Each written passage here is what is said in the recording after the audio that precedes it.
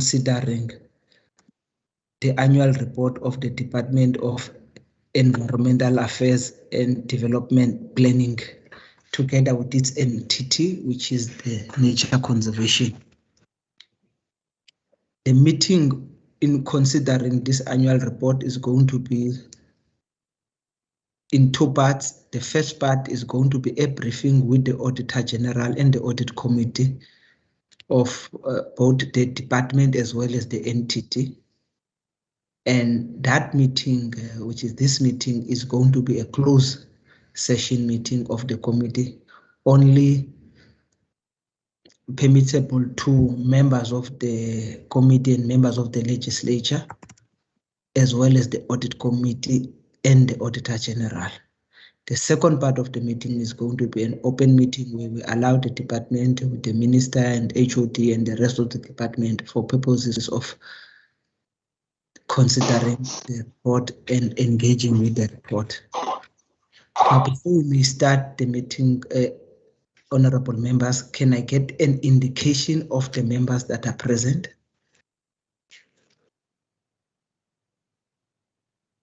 Afternoon, Deirdre Bartman. Thank you very much, honorable member.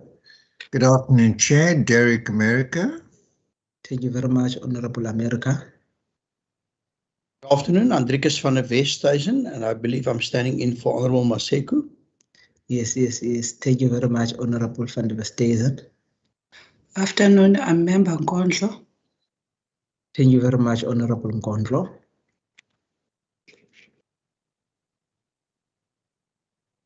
Then, honorable members, then also we are on the staff complement, we are ably assisted by the senior procedural officer, Mrs. Lizette Klute, together with the procedural officer, Mr. Dustin David, and well as members of the IT department. Now, Mr. Davids, have there been any indication of the apologies other than those apologies that was given by Honorable Maseko, who is represented by Honorable van der Westhuizen? Chairperson, good afternoon, members. Chair, no other apologies were rendered. Thank you very much. Now then, honorable member, without wasting time, I'm going to allow the Auditor General to first give us a briefing, and thereafter I will allow the Audit Committee. AG, if you may just take us through the report, talk through it without necessarily having to read it point by point, because I take it as read by honorable members. AG. Thank you, Chair. Sorry. Thank you, Chairperson, and good afternoon to yourself and to the honourable members. Chairperson, we've got two briefings, which would be firstly the Department of Environmental Affairs and Development Planning, and then secondly the related entity, Cape Nature. So I'm going to hand over to Lizo to do the brief overview of the department, and then after that to Mpho to do the overview for Cape Nature. Thank you, Chair.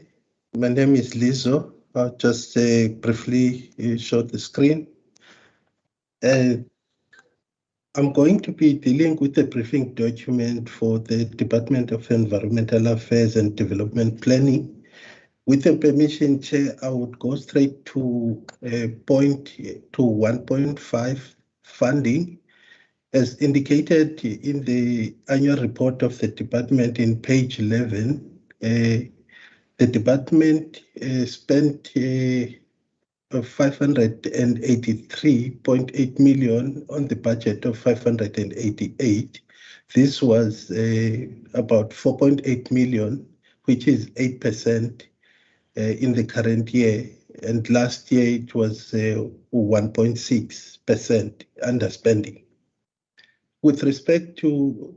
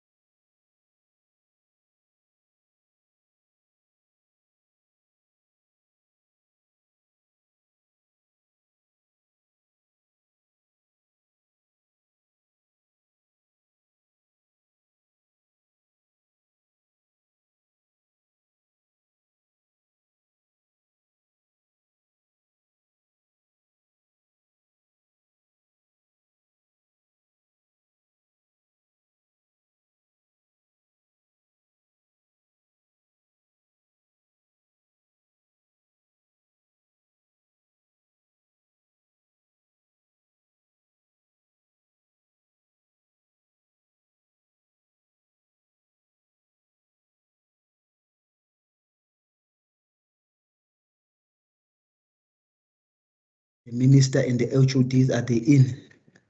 Good afternoon, Chairperson. Yes, the Minister is in, Chairperson, as you can see on the screen. Here's the minister. Welcome, welcome, Minister, once again.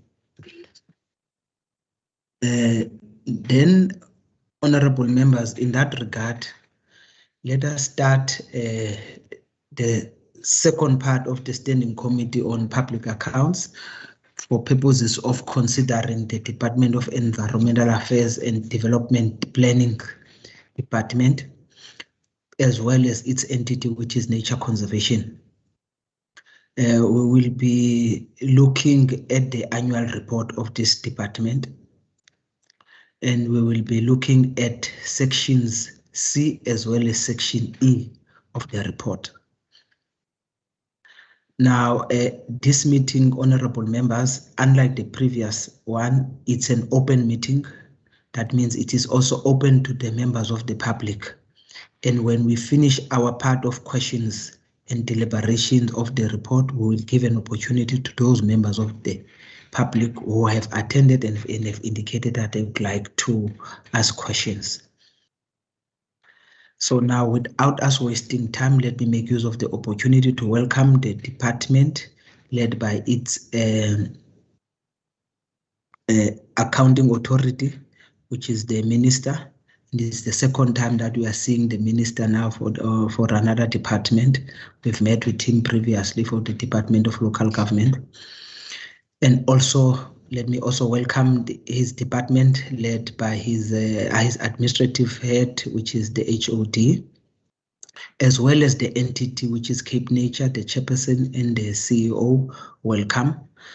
I just want to get an indication whether are there any opening remarks, Honorable Minister, you'd like to make?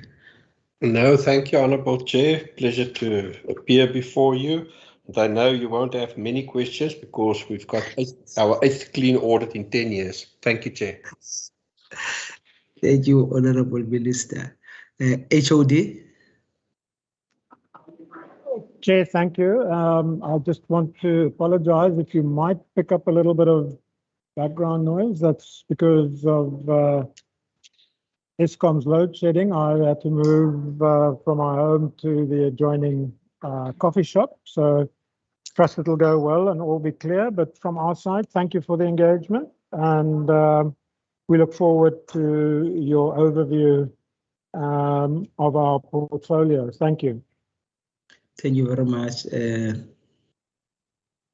Cape Nature, Chairperson, are there any opening remarks you'd like to make? Chair, thank you very much for the invitation. I don't have any remarks that I'd like to make except to say it's a pleasure to be here and thank you for the invitation. Thank you very much, Chairperson. CEO?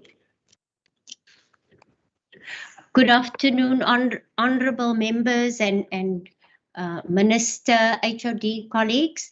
I will just follow in the steps of the Minister and say that I don't have any specific remarks, just looking forward to the deliberation this afternoon, and thank you for having us. Thanks. Thank you very much, CEO. Now, honorable members, I would want us now to start then, and if I can just get an indication of those honorable members who would like to ask questions. And as I've indicated that we will be dealing with Part C and Part E of the report of the department, as well as the Part C and Part E of the entity. If we may start first with the report of the department.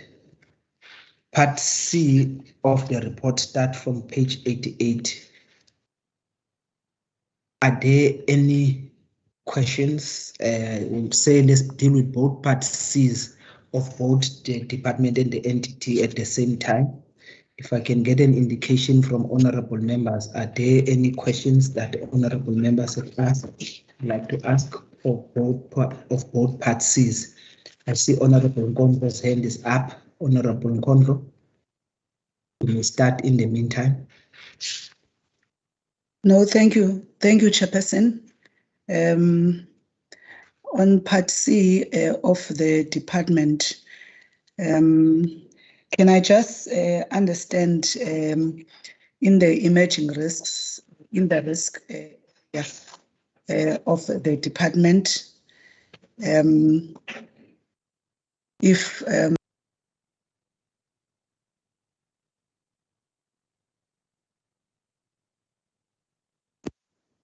can you hear me, Chair? Yes, Honorable Ngondlo, I can hear you. Oh, sorry, Chair. I was saying in Part C of the department, in as far as the risks that the department has mentioned, I think there are serious issues I think the department raises about poor spatial and land use management in the province, including the unsustainable use of our resource base, which I think is rather concerning. And I would have wanted to understand that from a department's point of view, do they have any particular sort of reports that they can share with us to just get a sense and the detail of what this means, and also what are some of the strategies that the department is leading, to try and mitigate against this, somewhat serious sort of risk that they mention.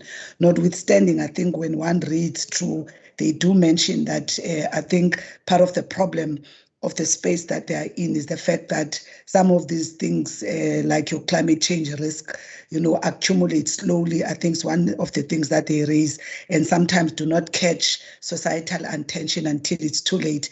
And I think as a province, we know better from an experience of drought. So one, I think, is very much interested to understand which are these specific areas of poor spatial and land use, and also a resource base that is not as unsustainable. So if they can maybe clarify that and maybe indicate if they can share some of studies or reports that can help us to understand this area better. The other one, Chair, in 2.5, they relate, I think, as emerging risk for this particular financial year, also the illegal occupations, and they talk about work streams, and maybe they can just give some kind of sense of what is the work that is being done around that particular area, and how are they involving in, and what are these work streams, and how are they involving the affected communities and their community forums or organizations, if any, of those that are involved in these illegal occupations, and the dire implications, I think, to the actual biodiversity in our province. So I'm interested, and I see even in the SCOPA resolution that this is a matter that was supposed also to have came back to us as SCOPA, just to get, I think, some of the presentation, and hopefully that would be a matter that will be attended to ASAP. And then in terms of OHS, I just want to understand, does the department have a fully fledged function? Because I see that there's a lot of work, and even in the spending, it shows, I think, more than 500% increase from the last financial year to this one. That do they have a specific unit where the compliance officer that they refer to is one individual? How many are part of that unit? Who do they report to, in terms of helping the department in as far as they are OHS related challenges are concerned? And the last one, Chair, I think is on the triple BE. I am interested. The department, I think, in terms of implementation, their answer is no, with a lot of explanation, something I think we saw even in the last financial year. And my question, which I've also asked the other department, is just to understand, based on the Triple B Act, as and when there are reasons for deviation or using a differentiated instrument, there is a requirement in law that a department or a state entity will have to write to the Minister of Trade and Industry to seek such an authorization. So in this regard, given that the department is explaining, I think, the alternative that they've used outside of the prescript, is there that authorization that was sought? And if so, can we get a copy as copy thereof? Thank you, Chair. Honorable Nkondo, just wanted to check on the question you were asking regarding that is an item that the department was supposed to have received, to have brought in to the attention of SCOPA. Is it around the issue of illegal occupation of government land? And there was something. I just want to go there in the SCOPA. I think it's on page. I think page 94, if not 95, Chair. If you read there, can you see it? On page 90. I think section 8 on the SCOPA resolution. Oh, yes. Which is not okay. yet. Okay. Okay. No, yeah, no, it's related to the land invasions and waste management implications thereof. Okay. Thank you, Chair. Thanks.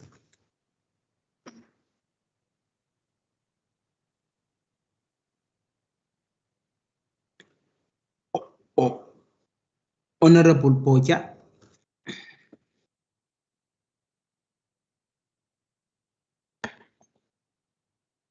Honorable Makamba Boja.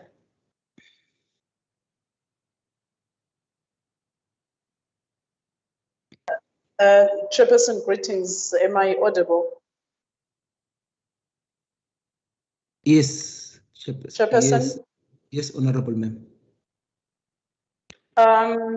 Okay, greetings, Chairperson, and greetings to the Minister and to the meeting at large. I'm standing on behalf of Honorable Member Teko.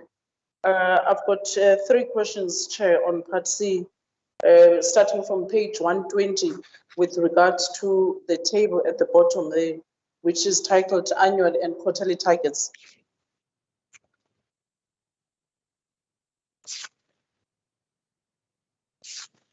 Yes, Honorable Ma'am. Can I continue, Chair? Yes, Honorable Boja. Okay. The first question, Chairperson, there on page 120 is, I just want to know what is the racial breakdown of the 50 smallholder producers who were supported in that financial year. And then number 2, I see that there's also a category of 50 black commercial farmers supported. Honorable Boja, we are on page 120. Are you saying page 120? It's page 120. Yes, Chairperson. 120 is section D.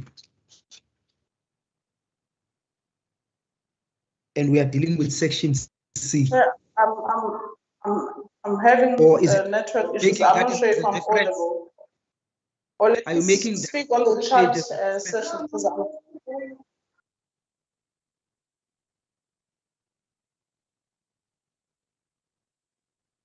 Honorable Boja, you are not audible. Sure, I'm having network problems. Can you continue with the meeting? We can chat on the side. Thank you.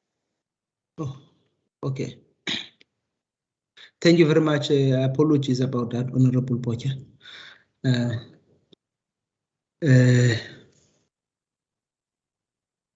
Any further questions, honorable members, on section C of the department as well as section C of the entity?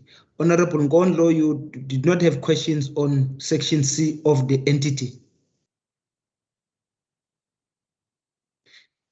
Because when I want to get a response, I would like to get a response on both. So we allow both the department and the entity to respond at the same time.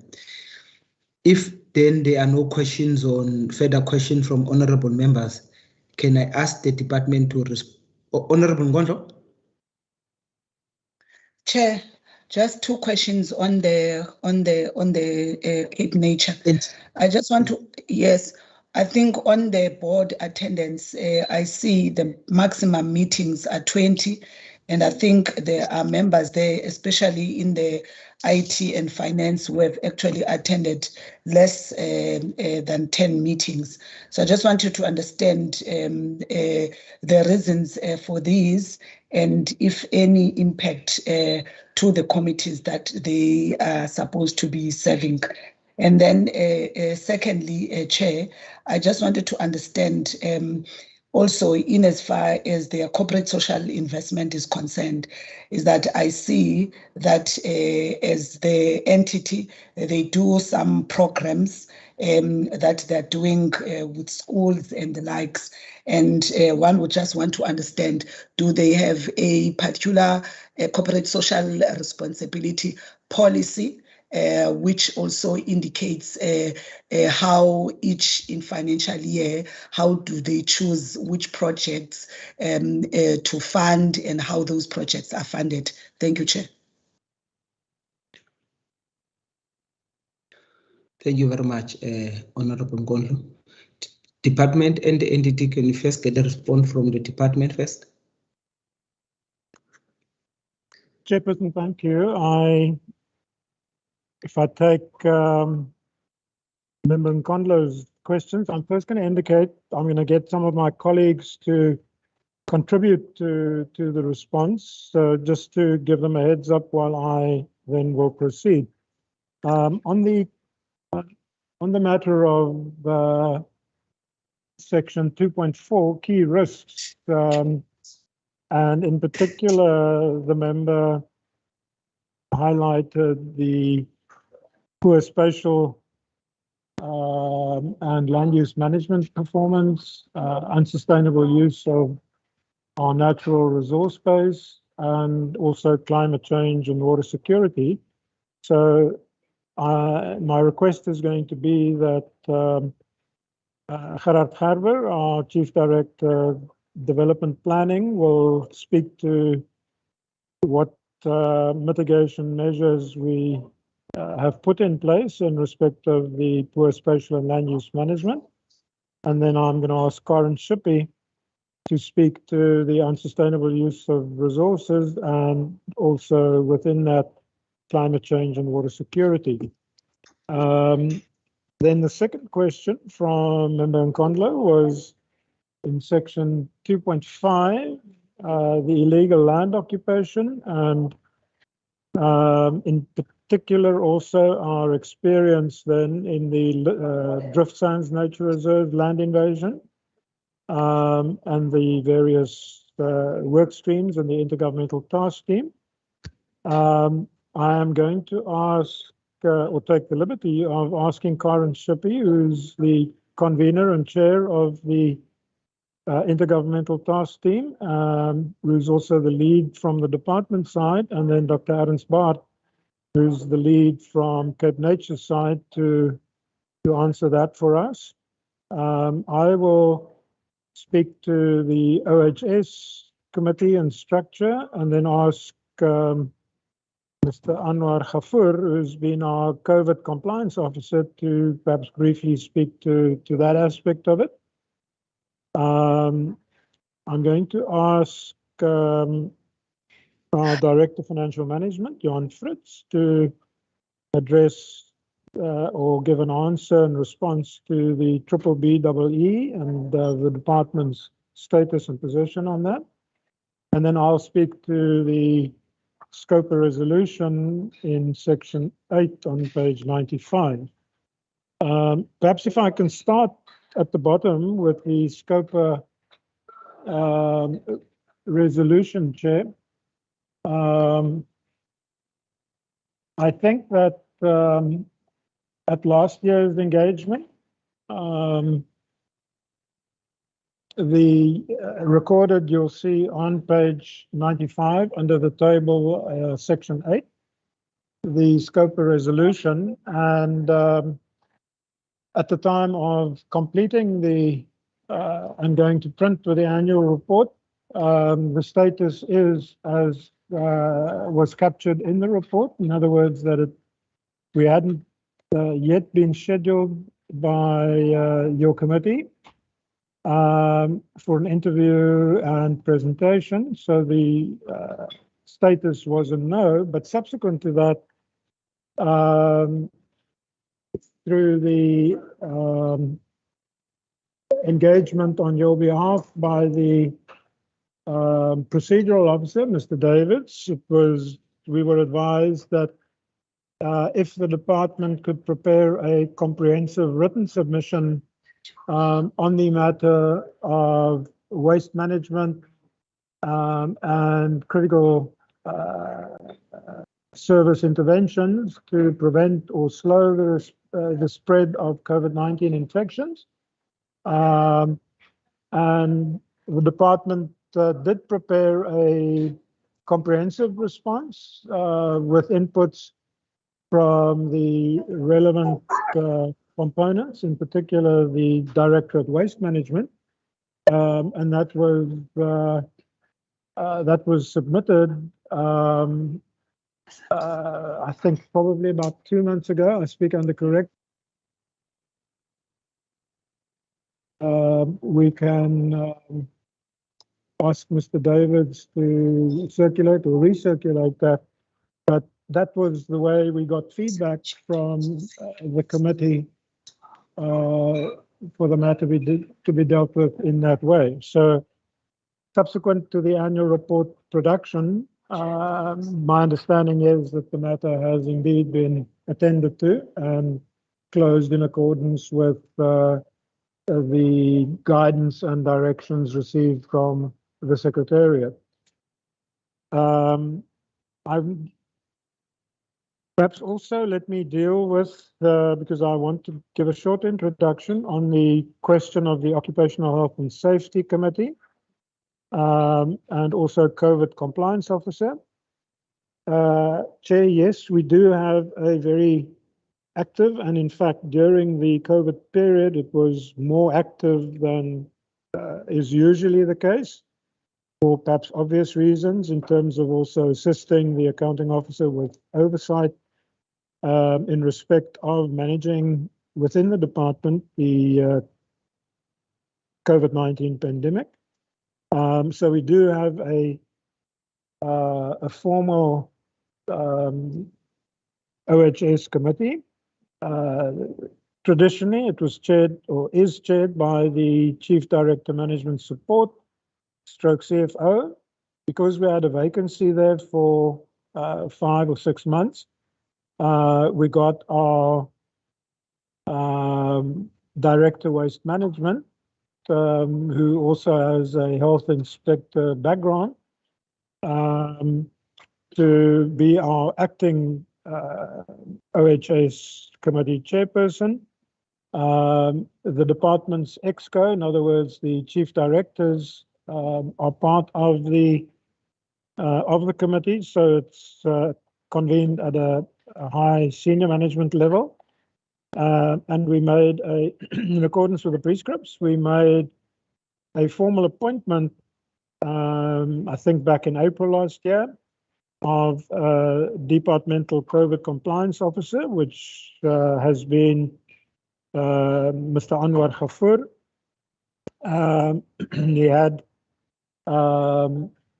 his deputy director provide support in Cape Town, and then we have a regional office in George, and the director of the George office was then the extension of the COVID compliance officer with presence down in the George office. So perhaps I'm going to ask Mr. Ghafoor just to give a brief overview of that COVID compliance and the experience over the reporting period. And then perhaps in sequence, we're going to go back to the risk question, the illegal land occupation, and the BBBEE. So Anwar, over to you. Thank you, HOD. Good afternoon, Chairperson, members, Minister, and colleagues. As the HOD has given the background really in terms of the compliance officer and also the structures there. In terms of Member Nkondlu's question regarding the structures and that, we only have one which is post. So all of these other additional functions that related that we had to respond to the pandemic was all additional responsibilities and roles that the various staff members obviously had to take on. In terms of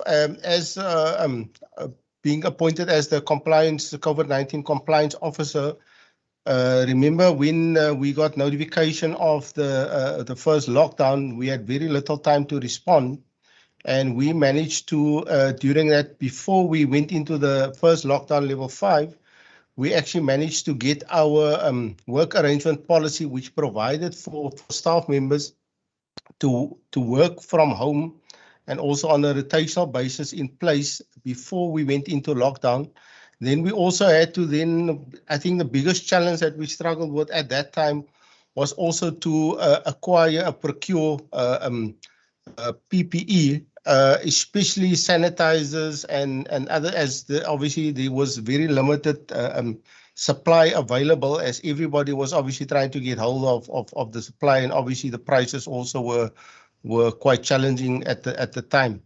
So what that required as the regulations changed, and also what we did before we went into lockdown, we also managed to complete our update and review our business continuity plan and develop a business continuity plan also, which obviously then encompassed the COVID pandemic as well.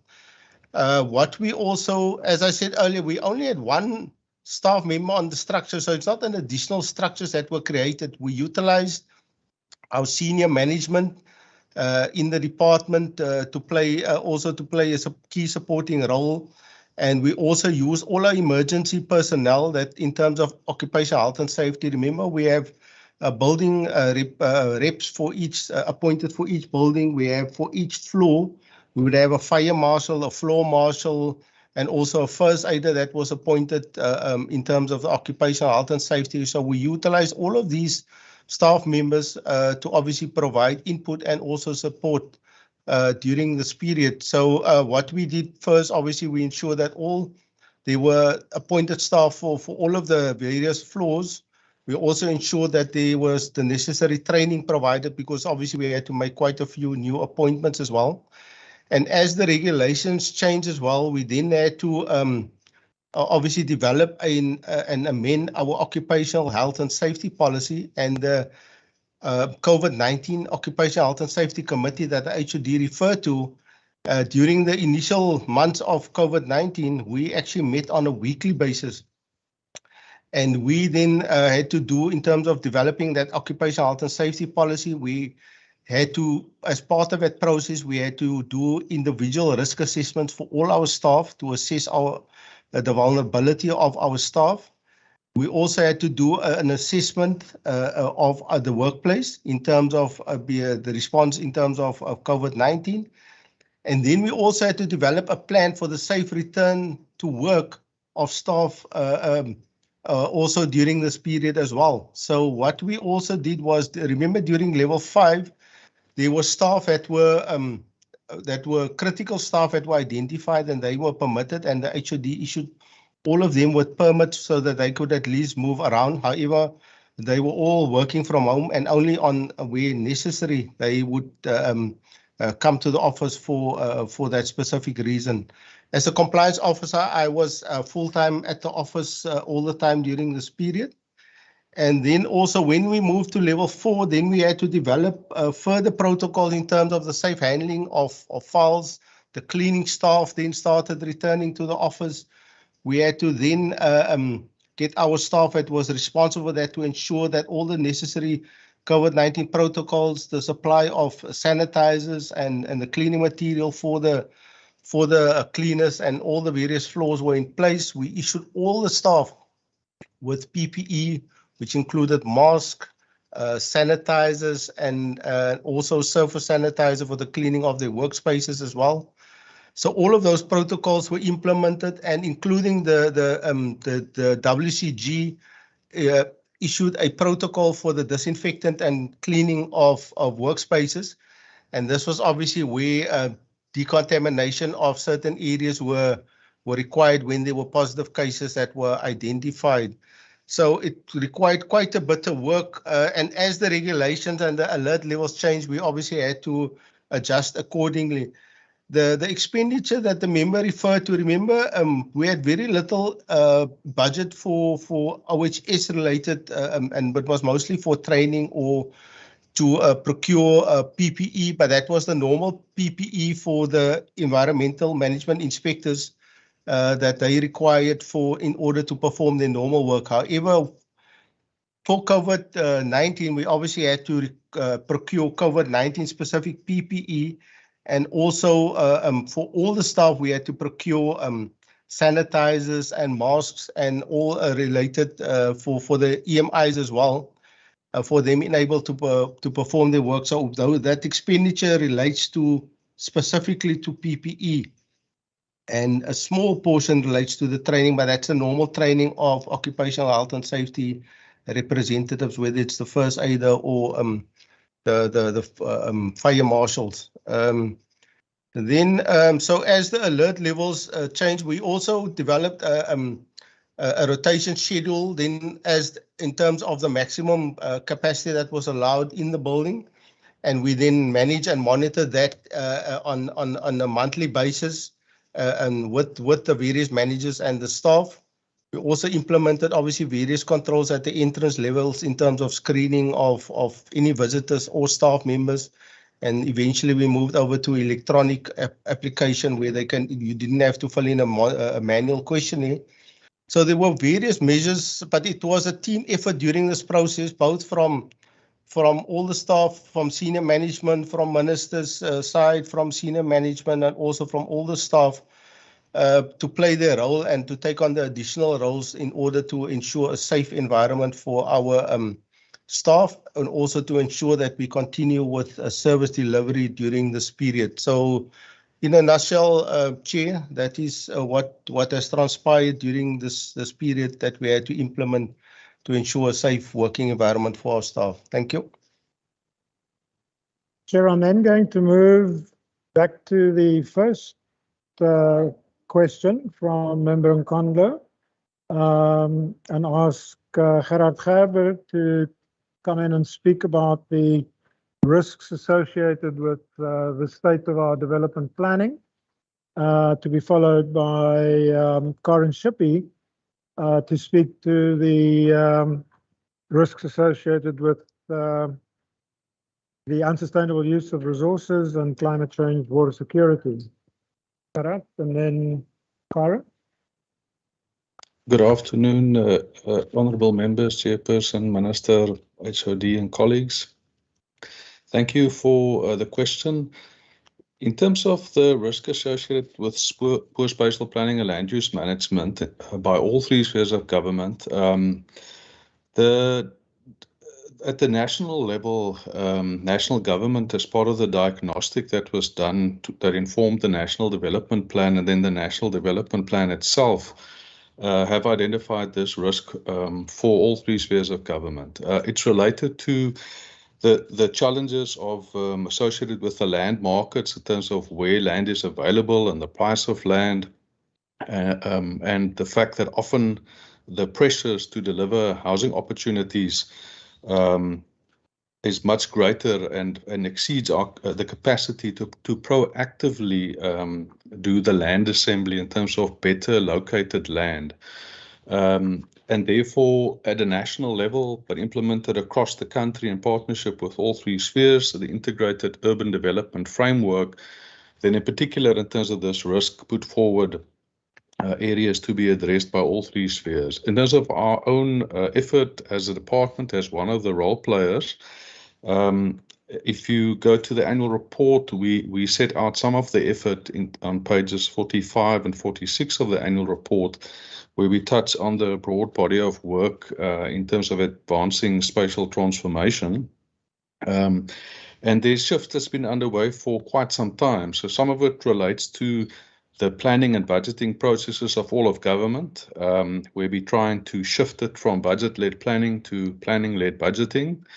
But particular effort in terms of the VIP4, Vision Inspired Priority 4, the spatial transformation priority, but with that also the linkages more to the VIP5, the integrated service delivery work stream, the broader governance, where in terms of our department's provincial planning responsibilities, In terms of the Provincial Spatial Development Framework, the 3 regional spatial development frameworks, the work that we're doing in terms of the growth potential of town study, and the work in the Provincial Government Medium-Term Expenditure Committee processes, and all that development planning, intelligence, management and research work that's underway, all of that is towards making sure that we're not only complying in terms of unqualified clean audits, but that in fact we also performing in terms of the spatial transformation and also the ecological imperative. So for the initial effort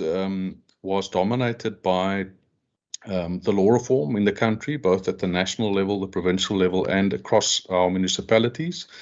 And all of that effort led to all that legislation, the Spatial Planning Land Use Management Act, the Western Cape Land Use Management Act, and then with that also for all the municipalities, working with them in terms of their new municipal planning bylaws, and then the immediate work that followed in terms of the new integrated land use schemes, the zoning schemes.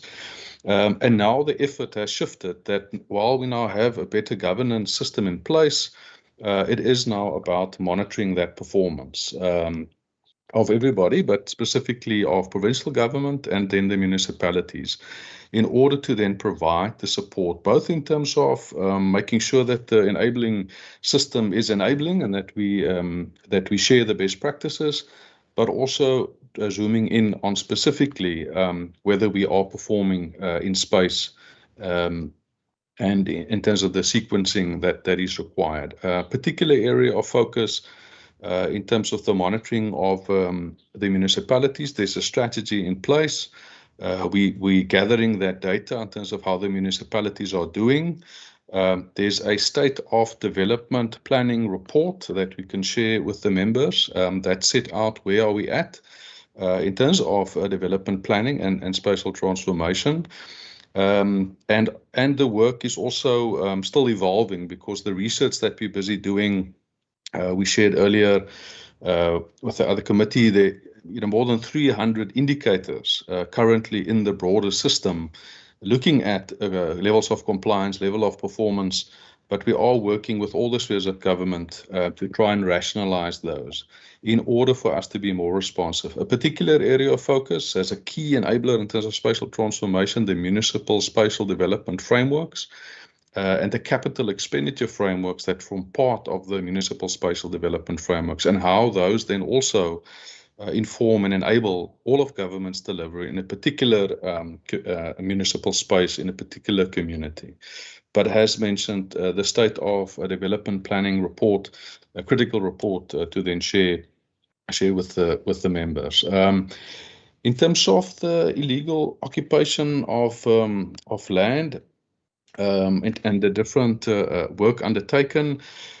Firstly, there are really 2 streams. The one is to try and get ahead of the curve, and that we are trying to accelerate the delivery by all of government in terms of the creation of integrated human settlements. So a lot of work with the Department of Human Settlements and the municipalities and other partners in terms of implementing the Western Cape Living Cape, the human settlements framework for the Western Cape.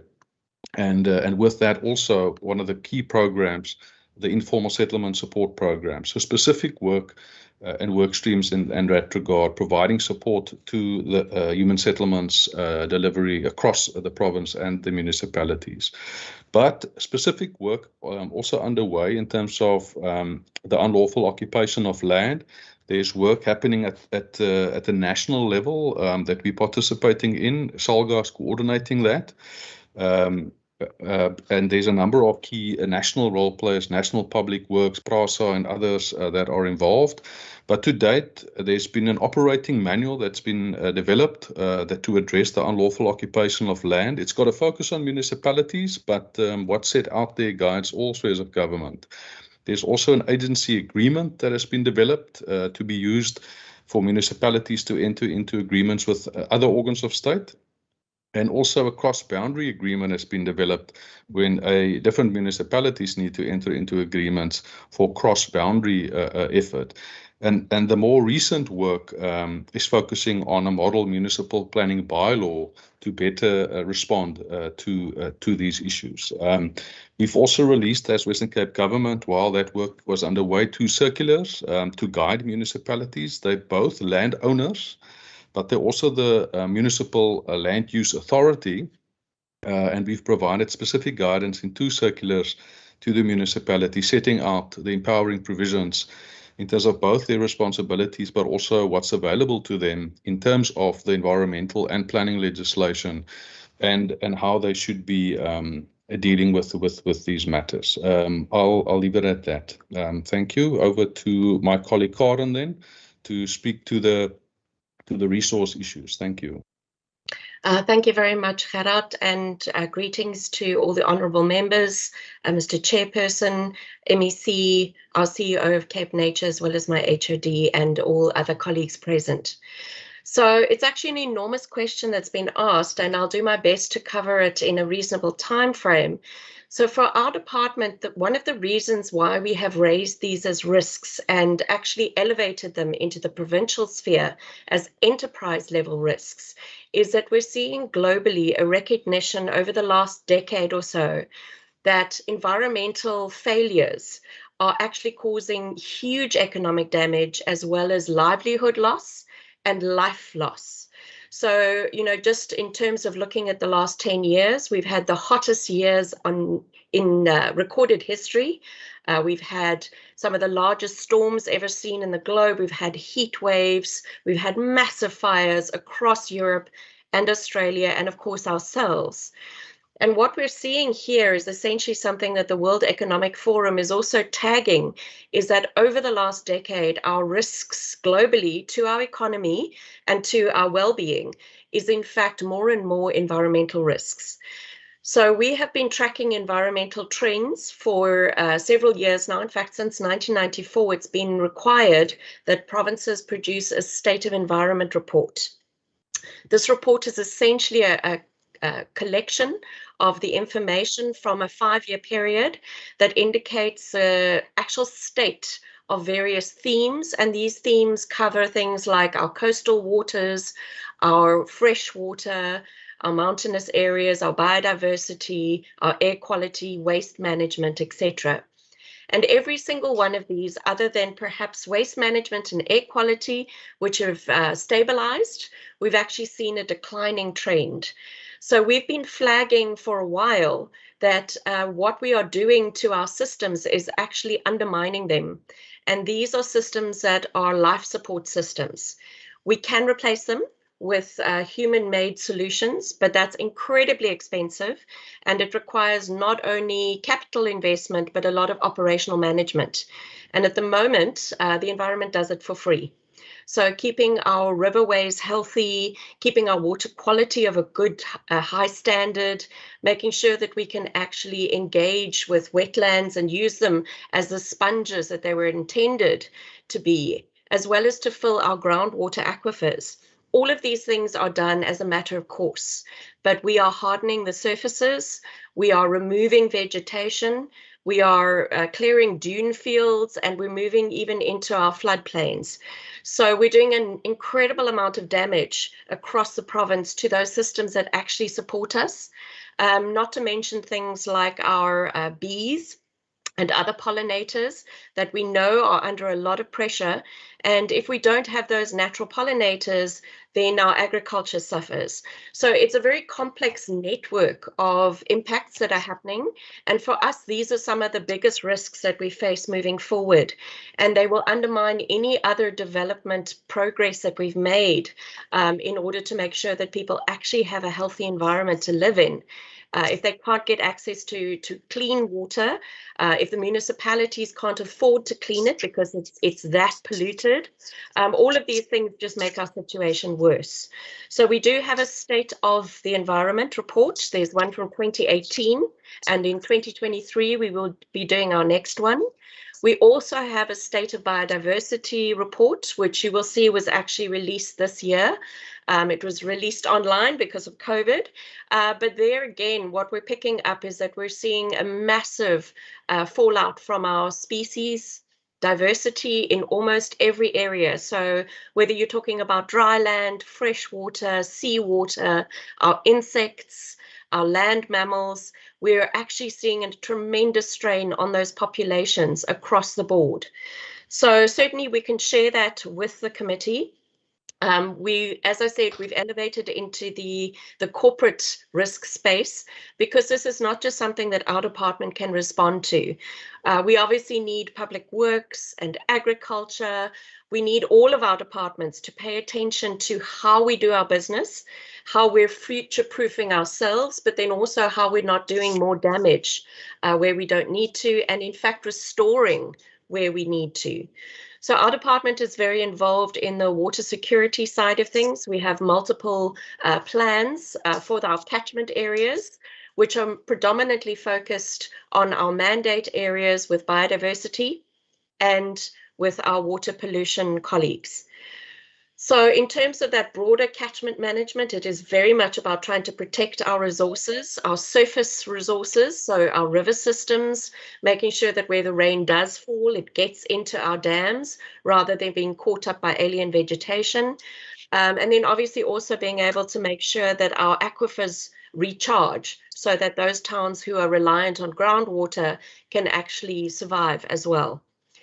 So in terms of the water security, there's currently a process, a transversal process that's actually being run by the Department of Local Government to develop an integrated drought and water security plan. And our department is very active in that. So other than our own catchment management interventions, we also have done work on something called the the Ecological Infrastructure Investment Framework, the EIIF, which you will see referred to in our report. And that essentially is to try and coordinate and point in the right direction in terms of where is the next best rand spent. So if we only have a certain amount of budget, where do we spend it to get the best results in terms of ecological restoration and therefore provision of services that we so desperately need? So there's a lot of work happening, certainly from my team and from the Cape Nature team in terms of the biodiversity space, as well as the coastal space and our estuarine waters, as well as within our river systems and catchment management.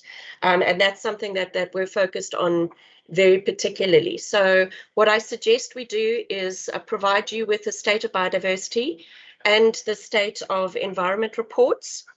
We've also done several reports, including a draft strategy for climate change response, which is actually out in the public domain at the moment for comment. And we've also done an economic opportunity study for where we can actually leverage as many benefits as we can to make sure that we're responding early and early enough to climate change. So we know that we've got a lot of very hard choices before us, and the fiscus is under enormous pressure. But the question always needs to be, where do we invest to make sure that we get the best response and the best for our people out of that? So if I may stop on that topic, I'm very happy to talk for longer, but I don't want to hog the floor. Just to talk about the unlawful occupation. So it came to our attention in the second quarter of 2020 that because of the hard lockdown that was happening with COVID, there were many people in Mfuleni who had actually been told to leave their backyard dwellings because they could no longer pay rent. And these people went in search of somewhere else to stay. And initially there was a trickle of people who moved in around our Drift Sands Nature Reserve. There are 3 existing settlements in the area. Those are Green Park, Los Angeles, and Sikumbule, which is also known as Drift Sands. And the Cape Nature teams were trying to make sure that at least the people who were in flux there stayed within those boundaries or close to those settlements so that it didn't impact on the reserve itself. But what happened literally over a couple of weeks, I think you will remember that there was a court case with the City of Cape Town, and it was decided that if people were to be evicted or moved during COVID and during the lockdown, alternative accommodation would need to be provided. That was a very key intervention from the court, and it had enormous ramifications, both for provincial land as well as for municipal land across the province. In the case of the Drift Sands Nature Reserve, what happened then over the next couple of weeks was that literally thousands of people moved onto that property.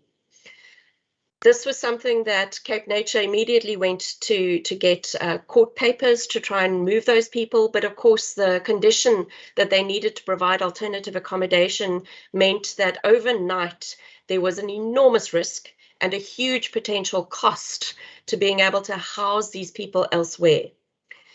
They spent a lot of time trying to get the various enforcement agencies to assist, but this particular pattern was actually repeating itself in over 1,000 different places across the city of Cape Town at the time.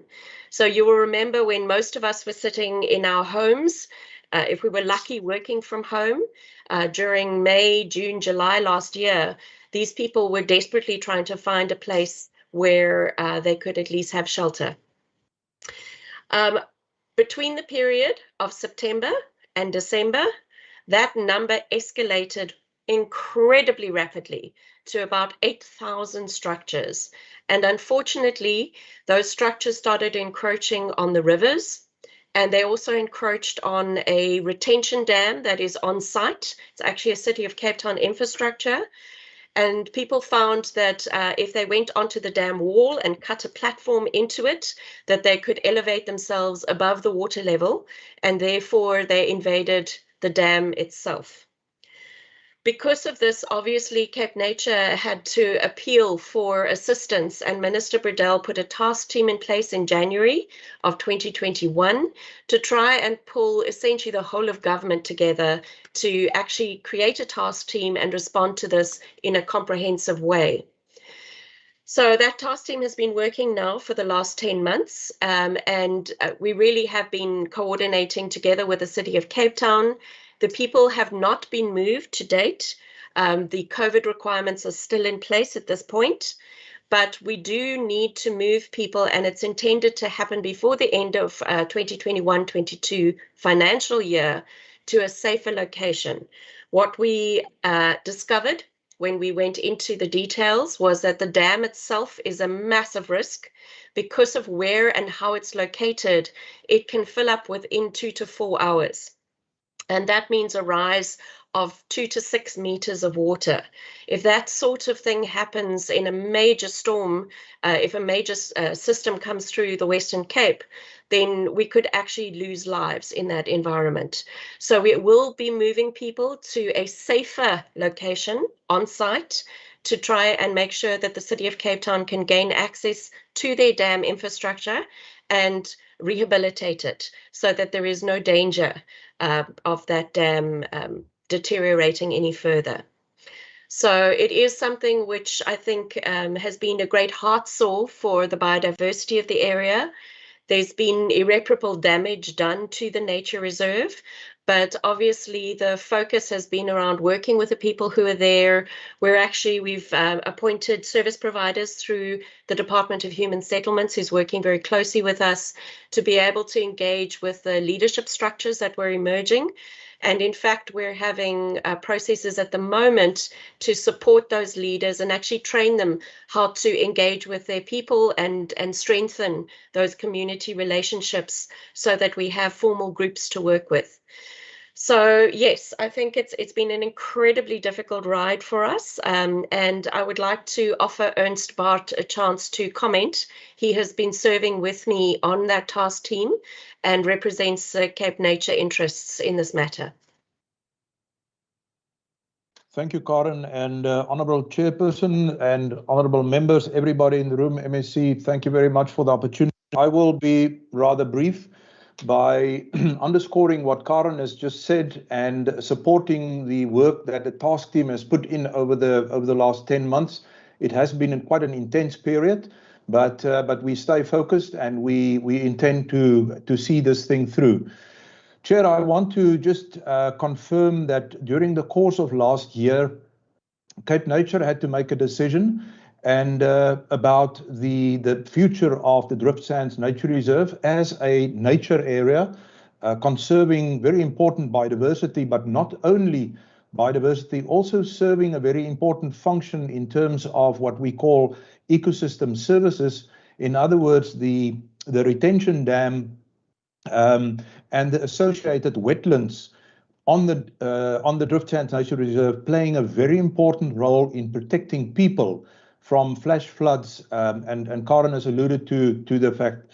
So without dwelling too much on the details, Cape Nature is in the process of helping, assisting the task team. We are part of the task team and facilitating the service providers and also the other departments, human settlements, community safety, City of Cape Town, Public Works, ourselves and the Department of Environmental Affairs and Development Planning to put this plan into practice, to do the relocation and do what we can. Chair, and if you will allow me just one more remark, is that Cape Nature has also not been isolated in terms of the unlawful occupation of state land or in provincial nature reserves. We have been observing in a number of nature reserves, especially on the west coast. One of our reserves, Riverlands, Pella, in the Malmesbury area, as well as in the Grabouw area, our Hottentots Holland Nature Reserve complex, as well as the Kogelberg Nature Reserve complex, where incursions have occurred during the course of the last 18 months. People in the room, colleagues in the room will be familiar with the situation in the Houhoek area, the so-called Knoflokskraal unlawful occupation that is also at the moment being dealt with by the two national departments. First of all, the Public Works Department, who is the landowner, and the Department of Forestry, Fisheries and the Environment as the land manager.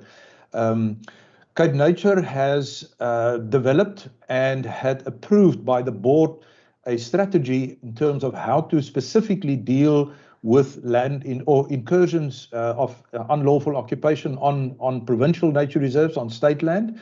And we have an implementation plan that allows Cape Nature and its partners, and that would be, for example, local authorities like the Theewaterskloof or the Swartland municipality and the law enforcement sectors, the South African Police Service, to in an attempt to stay on the front foot, to be able to respond rapidly to any incursion and to deal with it immediately. That is, as far as our experience goes, Chair, the most effective to deal with unlawful occupation. And we try our best to up our patrols in these hotspot areas that we have identified, and we work together and stay vigilant in that regard, Chair. So thank you very much for the opportunity. Suffice to say that it has been a very challenging time.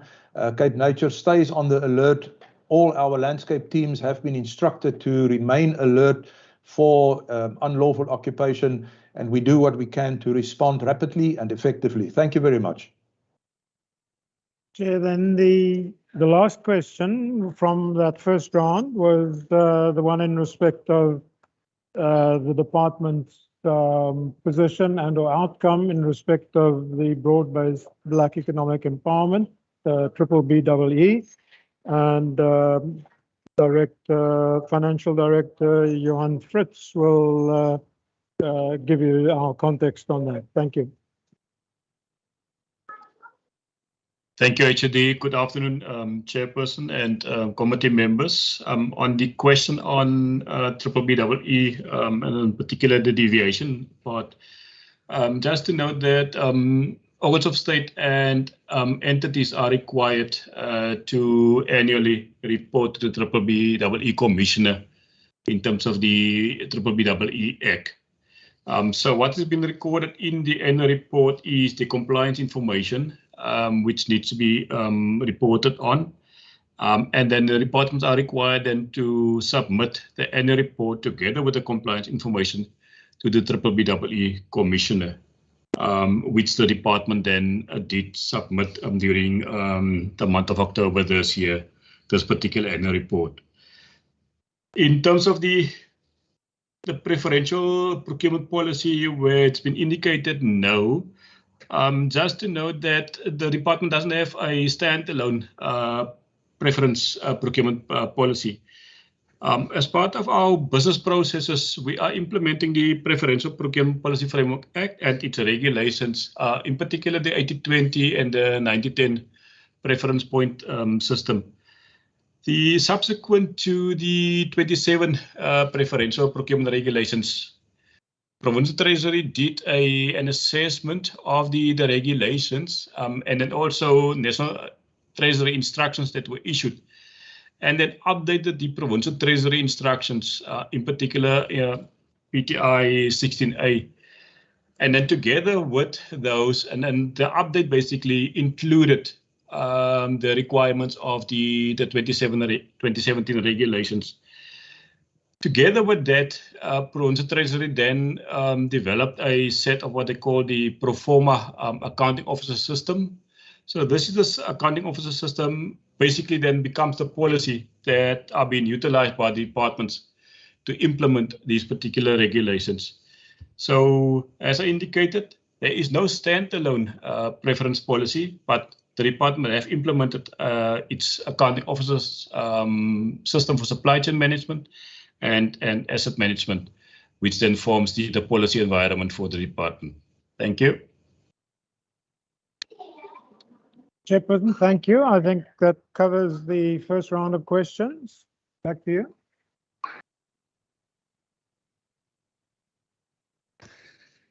Thank you very much, HOD. That was quite a mouthful. Just want to check, honorable members, are there any further questions that we are having on section C? Just a clarification also on the questions, as you see that there were some messages that were sent by Honorable Makamba Mboja, but I've ever since explained to her that those questions are in section D, not in section C. So those won't be attended here. Now, I just wanted to check, honorable members, are there any other members who would like to have a question? I see there is a hand from Razina Omar. Thank you, Honorable Chair. There were two questions that were posed by the Honorable Nkondlo to Cape Nature. The two questions refer to the board meetings, the number of board meetings and the participation of board members. And the other one was around corporate social investment. If I may, through you, Chair, I could attempt to answer the questions and then hand it over to Shiraz Ismail, our Executive Director for Ecotourism and Access, to elaborate on the corporate social investment. No problem. Okay, thank you. In table 14 on page 61, Honorable Member Nkondlo observed that there were 20 meetings she referred to and others 22 meetings, and just queried whether if some of our board members miss the particular meetings, whether the meetings would still be good as such. I just want to point out that we have 5 board committees, and the table here doesn't only refer to the Audit and Finance Committee, but that we have 5 board committees, which include Audit and Finance, Risk and ICT, Conservation, Ecotourism and Access, as well as HR and remuneration. So those are our 5 committees. For HR and REM, Ecotourism and Access, Conservation, and then the Risk and ICT, there are 4 scheduled meetings per annum. But for the Audit and Finance Committee, there are 6, because the additional 2 are linked to the approval of the annual financial statements and then deliberations around the report of the external auditors. So we have 7 non-executive board members, and for the past financial year, we had 3 external members, completely independent external, and they serve exclusively, the latter serves exclusively on the Audit and Finance Committee. So the 7 board members, together with the 3 that serve on the Audit and Finance, and in one case the risk, we find that they will have the additional 2, but otherwise these 7 members attend at least 2 or 3 of the committees, making them look quite like a large amount of meetings, but actually it's only 4 per particular committee. So that's just to deliberate around that and point out how we got to those figures. Regarding the second question from Honourable Mkondlo, which is linked to corporate social investment, our executive, Mr. Ishmael, will elaborate on this. I will just introduce it by saying that Cape Nature has various structures where we liaise with committees and committees, particularly around our nature reserves and other partners. And these structures are protected area advisory committees. And we also participate in particular stakeholder liaison forums. Now, if we look at those particular structures where we liaise on, and in terms of what is outlined on page 72 around social responsibility, we find that we are guided by our sponsorship standard guidelines, operational guidelines document that broadly guide our decisions to support, which is not necessarily finance, but in kind and actions linked to our mandate, which is biodiversity conservation. Now, on page 72, we can note that some of these initiatives we support over more than 1 year, like our Cape Nature Free Access Week, where the public has access to our nature reserves for a whole week. And that is an annual week where we open up our reserves to encourage people to come more familiar, to familiarize themselves with what we do and to enjoy nature. And then there's also other initiatives like the Matric Wild Nights Out, where we partner with some of NGOs to afford matriculants more than a few nights in nature, and this is the 2nd year that we're supporting it. But the Tygerberg Hospital Wellness Garden was a once-off initiative where we find that many of the communities living around our reserves in particular go to Tygerberg Hospital, and when we visited for one particular donation around sanitary pads for girl children at schools, we were approached to by the hospital management to start and assist them with an indigenous garden, which we did. So that was a once-off event, and then there might be others as well. So I've introduced the topic, and I'm sure Shiraz Ishmael will add on through you, Honourable Chair. Many thanks. Thank you, Madam CEO. Thank you, Chair. Yeah, I think if we look at the list on page 72, it really does not do justice to all the goodwill and the good work that Cape Nature and its staff is doing out there. We often find ourselves having to waive fees, we're having to give discounts, and it's an ongoing process. And you know, over the years, we've re-looked at how we engage, because previously we were inundated by schools wanting discounts when they visit our reserves, when they wanting to do excursions and so on. And we've actually redesigned how we engage with schools and the NGO sector and so on. And just one example of this, and you know, we don't even see it anymore as a social corporate investment. It's almost become part of our daily work that we do to promote access. And a good example of this is where we worked with the Department of Education, and we came to a resolution that quintile schools 1, 2, and 3, and these are like the poorest of the poor schools, where they have no fees. They are low resource schools. If any of those schools want to visit a Cape Nature Reserve for a day, or even want to do overnight activities at any of our eco venues, those schools would have free access. As in gratis verniet, we will not charge those schools any fees for the utilization of our facilities, whether you overnight, whether you're enjoying overnight stays, or whether you just want to visit the reserve for a day as part of a day excursion. Then you've got quintile 4 schools.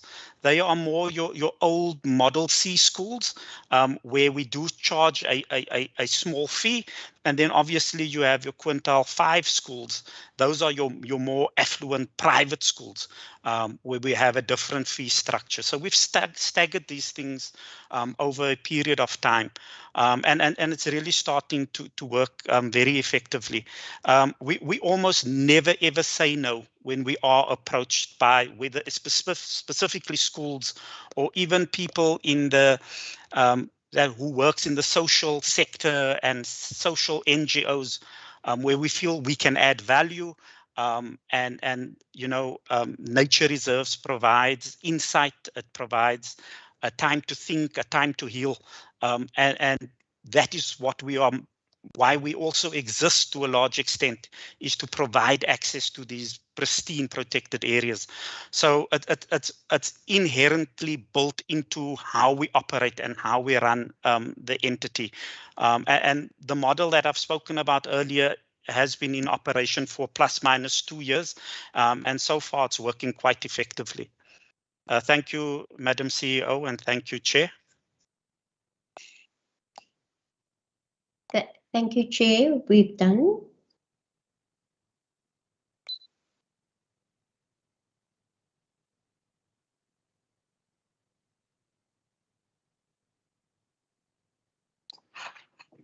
Hello. Hi, Chair. We are finished with our section. Thank you very much, CEO. Honorable members, are there any further questions on section? Remember, we are still on section C.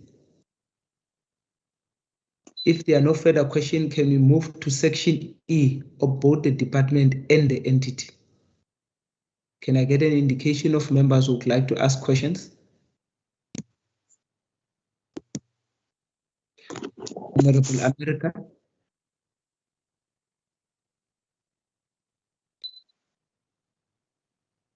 You muted. Sorry.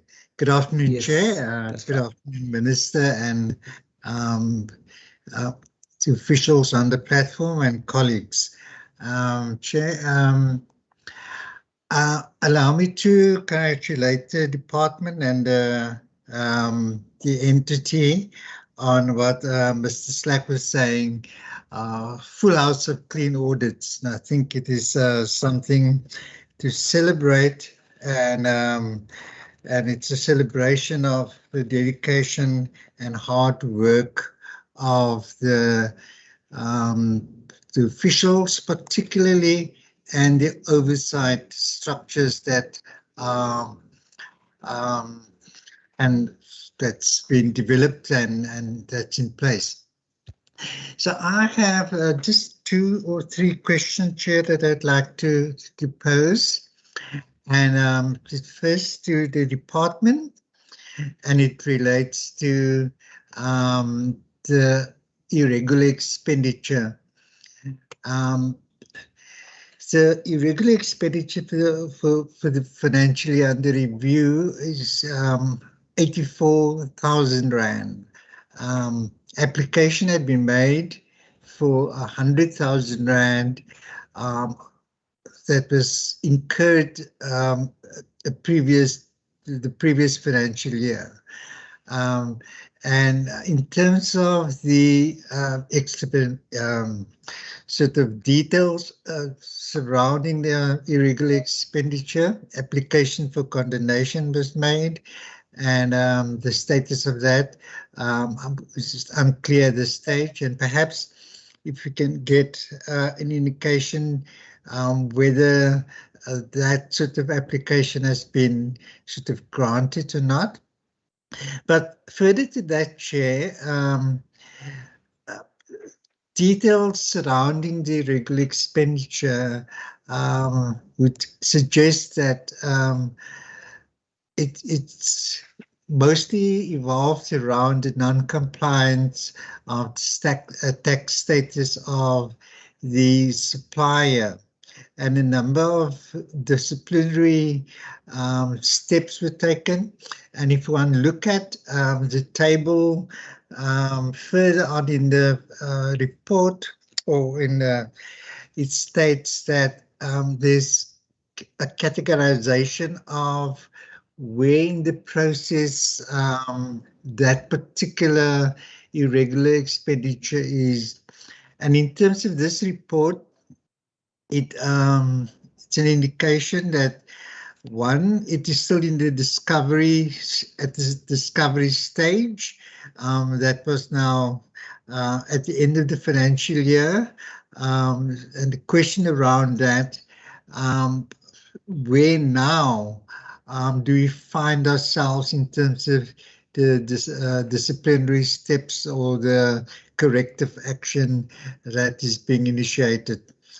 Secondly, also, in terms of this particular matter, is whether the infraction that was purported to be sort of initiated by, was it done by a number of the employees, or is it's the same employee who perpetrated this particular non-compliant matter, and then that deals with irregular expenditure. Now, the second matter that I would like to raise is in terms of the SIU sort of engagement process.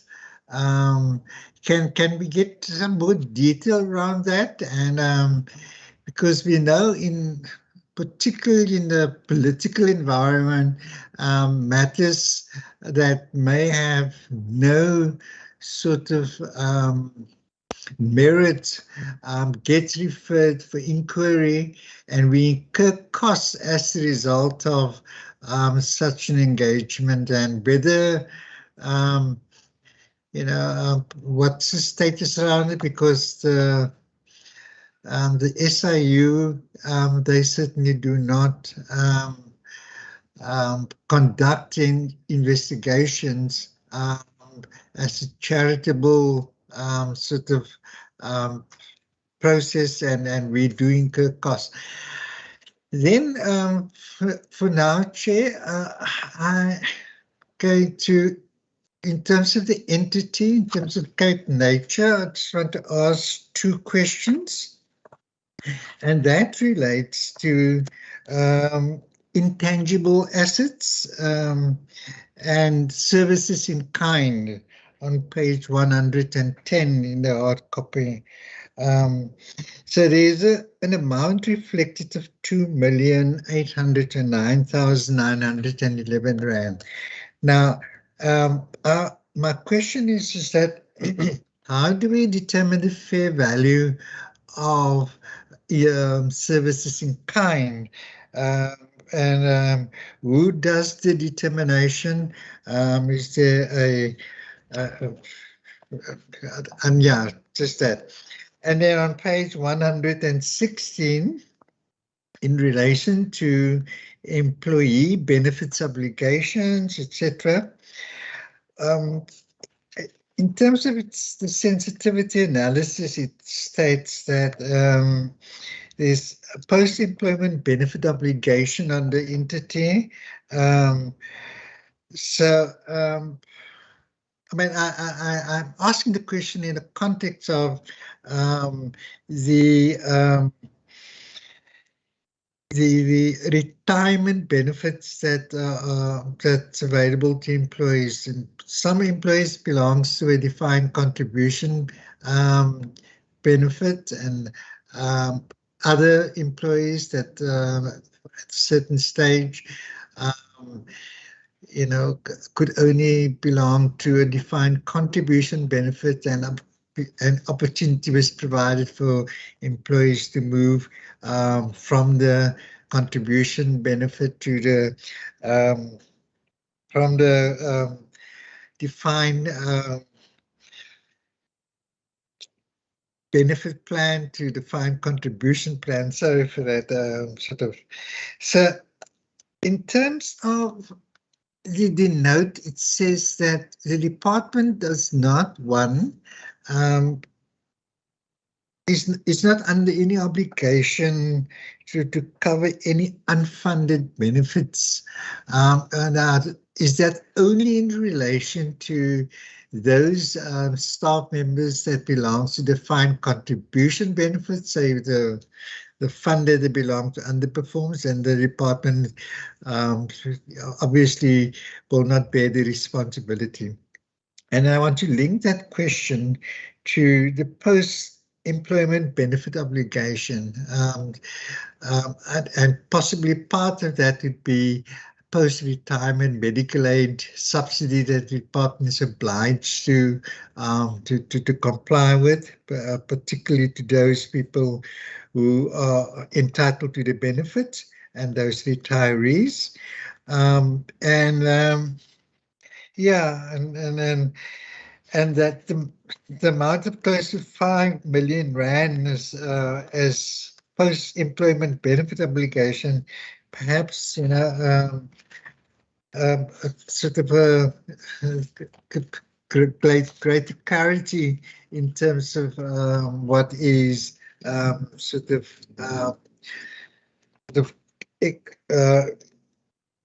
in that particular amount that is being reflected. Thank you, Chair. That's all for now.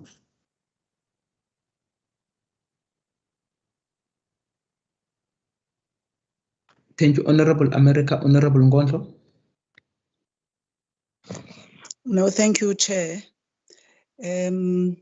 Let me, I think, start on the irregular expenditure that also was referred to by Member America.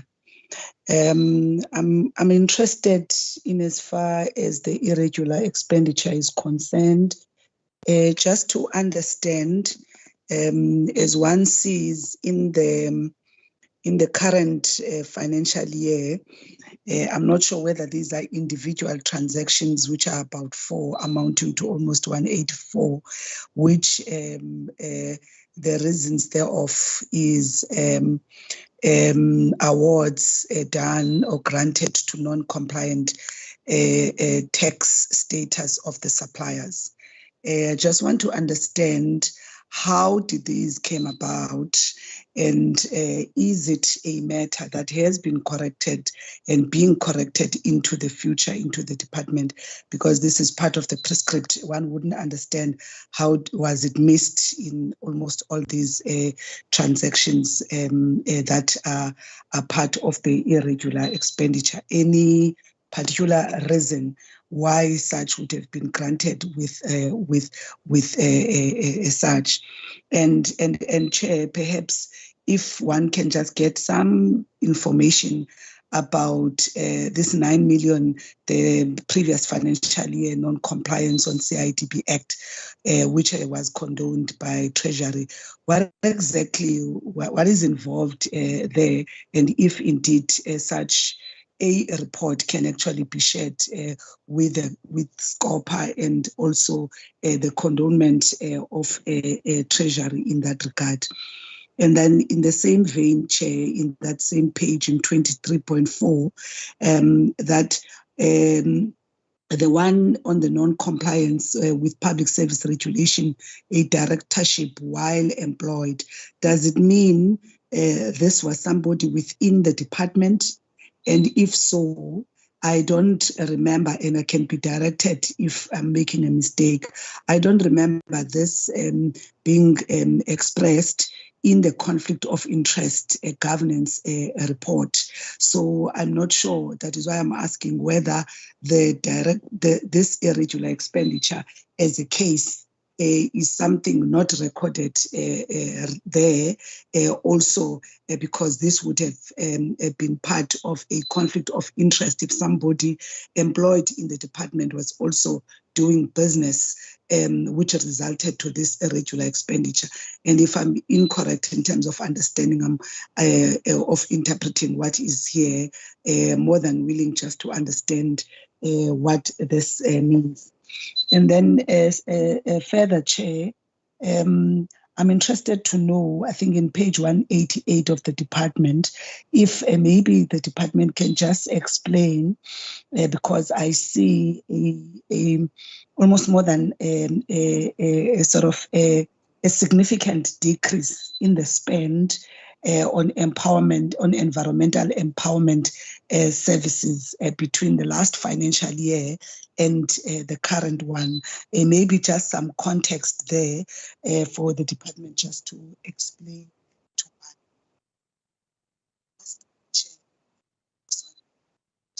Is on page.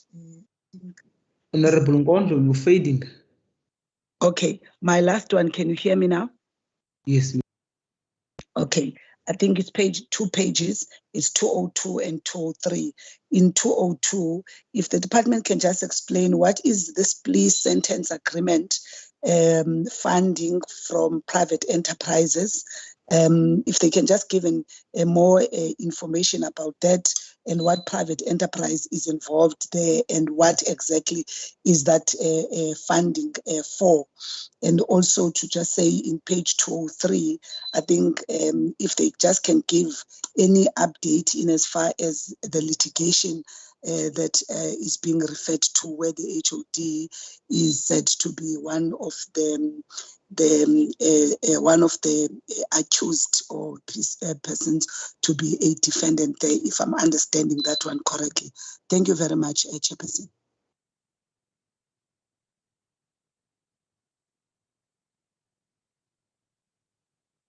Okay, can you give back if the department can respond? Honorable America, I see your hand is still up. Is that the previous hand?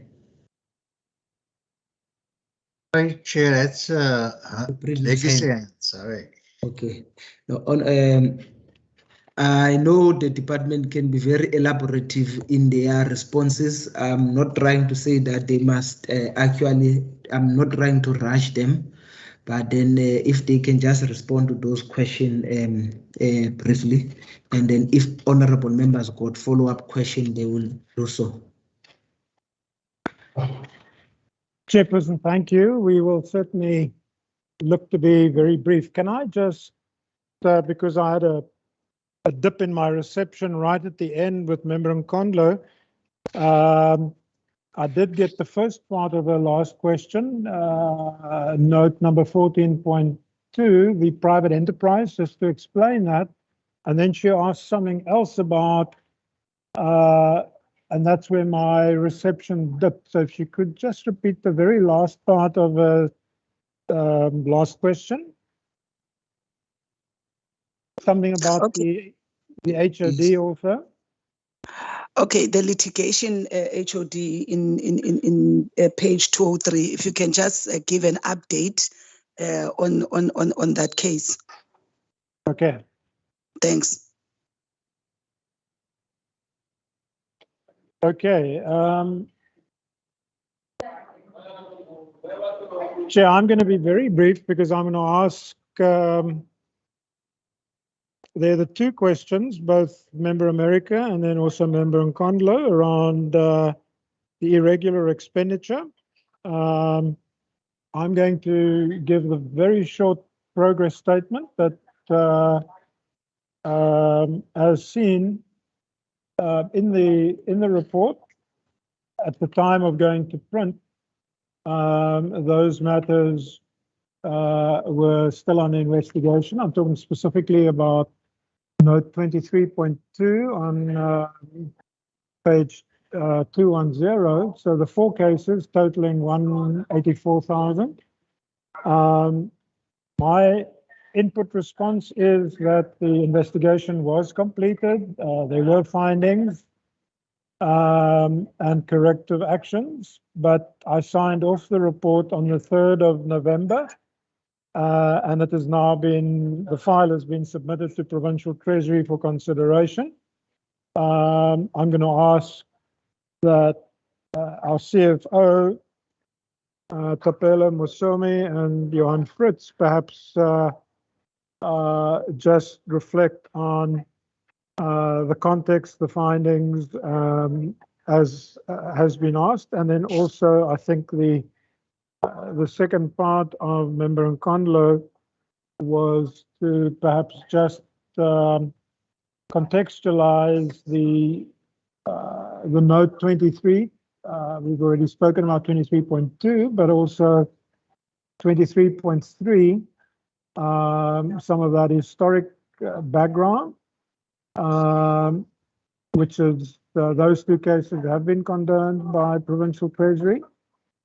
In respect of 23.4, those 3 cases listed are currently, the assessments are being finalized. So certainly trying our best to have all 3 or at least 2 of them completed before the end of this calendar year. So being under investigation still, we can't go into the detail of that, but I am going to ask, therefore,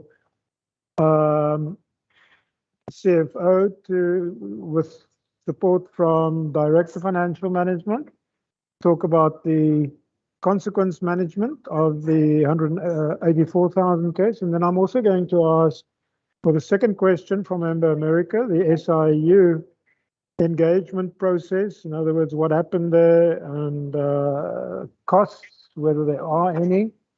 Johan Fritz at the time was prior to the appointment of Mr. Musomi as our CFO, and between Johan and Anwar, they were alternating as acting CFO at the time, but Johan was acting when this incident occurred.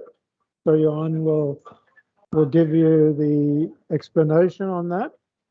I'm also then, the second question by Member Nkondlo, page 188, just a brief explanation, which I'm going to ask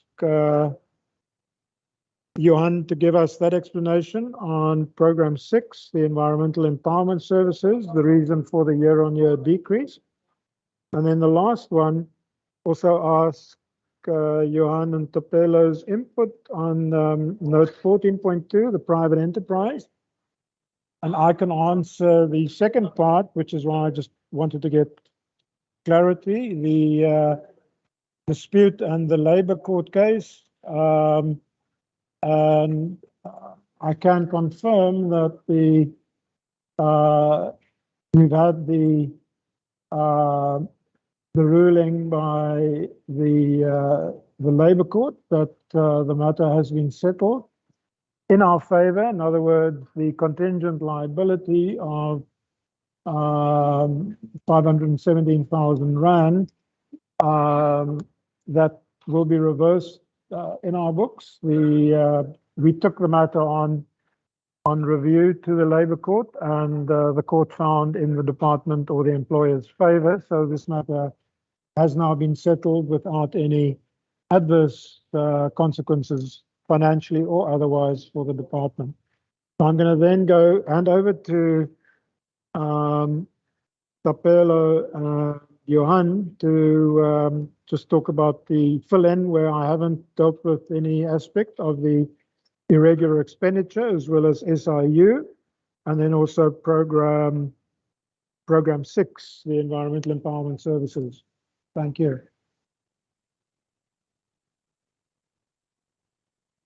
Thank you, Chairperson. Thank you, HOD. Chair, with regards to irregular expenditure, the investigations have been completed and reprimand letters have been issued. The main issue is that there's a timing difference between when documents are prepared and when the official order is being generated. At the time the order was generated, where the service providers were non-compliant. We have subsequently introduced new controls to ensure that this does not reoccur again. So basically, the CSD report, the tax compliance pin, it's just that the day when the order is issued, we also print it and just double check and make sure that service providers that what is about to be made are compliant. Internal audit also is assisting with a post audit on a monthly basis to check all the transactions, whether we are indeed compliant. So far, we seem to be compliant, Chair. Johan, maybe you can just assist also just to dwell a little bit deeper. At that time, as you were the acting CFO, you would have been able to pick up all the other issues as you respond also to the issue of the SIU. Thank you, Chair. Thank you, HOD and CFO. So yeah, as indicated by the CFO in terms of the disciplinary cases, it wasn't the same employee, so it was more than one employee. And as part of the request to Provincial Treasury for condonation, we need to demonstrate the consequence management and the corrective actions that were implemented. So all of those, as indicated by the HOD, is en route to Provincial Treasury to consider for condonation. The issue around the irregular one in terms of the 9,9183, this is a relatively old matter.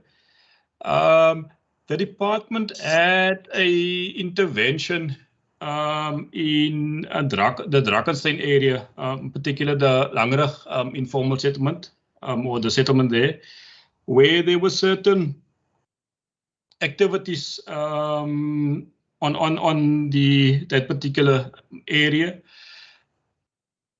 During the audit of that year, the AG came to the conclusion that the project entailed certain construction elements, and this particular construction elements related to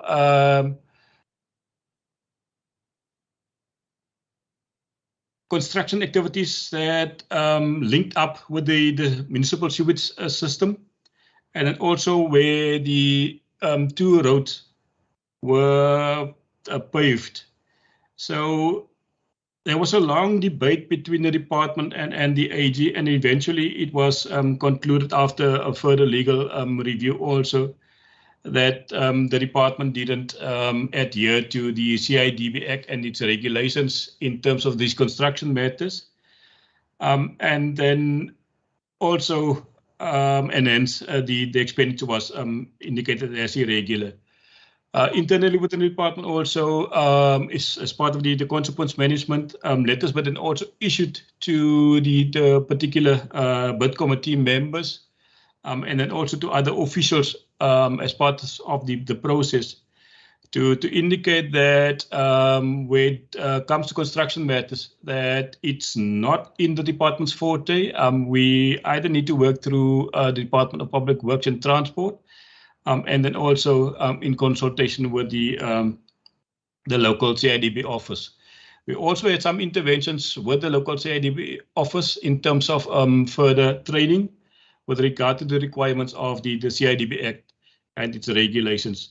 Part of the process also was Provincial Treasury, and when the documentation was submitted to Provincial Treasury, they then considered it and subsequently condoned the irregular expenditure. So that deals with that. The SIU investigation, the SIU approached and contact myself, last year or the year before, with regard to the procurement of thermometers. so the SIU, in terms of their mandate to investigate procurement of PPE during the COVID pandemic, received a tip-off, and they contacted me, and I provided them with all the documentation that they requested. So in their letter of request, they indicated that the thermometers came to 8.910 million. And in effect, when I showed them the documentation, I indicated to them that the actual value of the thermometers was just 8,910 rand. And we had some discussion around that, but eventually we provided them with the documentation. They then, after a few months, came back and indicated that they couldn't find anything that is non-compliant in terms of the procurement and or anything fraudulent from the procurement.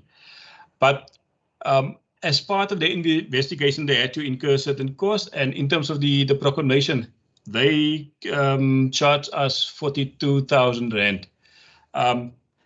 We were not the only provincial department. Some other provincial departments was also built by the SIU, and then engagements between the province from the DG's office and the SIU started. And we, at the last event during June, July of this year, we met with the representative of the SIU to discuss this particular, the amount, or the 42,000 as a debt. And then there was an agreement between the department and SIU that the SIU need to come back to the department because we put our case forward. Up to date, there were no further feedback from the SIU in terms of the debt of 42,000. The next matter, the program 6 on page 188, the empowerment program. The difference between the expenditure of the current year and the previous year. During the previous year, the department hosted a Cleaners Town competition. Part of the competition was that a 500,000 rand was made available as awards to the winning municipalities. And that expense was incurred in that particular year. The same event wasn't held in the year under review. Page 202.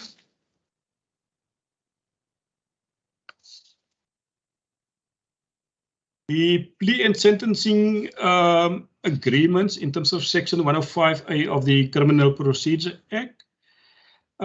These are 4 cases, of which they total between, one case was 150,000, the other case was 50,000, the other case was 68,907 rand, and the last case was 1.250 million. That gives us the 1.519 million.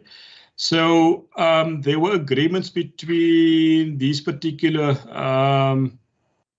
companies, and these agreements were then made a court order that these companies will be paying this department, and these monies were then received by the department for a particular purpose.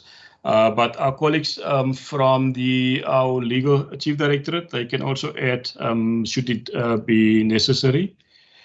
Then the other matter, let me just 203, the HOD dealt with that particular matter. I think I answered all, Chair, but if there are any that I missed, if the members can just raise those. Thank you. Yeah, I just want to add one comment to the inputs by the CFO and the director, and that is that in respect of the irregular expenditure, both the historic matter, the 9.183, as well as the 4 cases in the current year, as noted, there were extensive investigations by the internal control unit and doing the determination tests as the prescripts have provided for.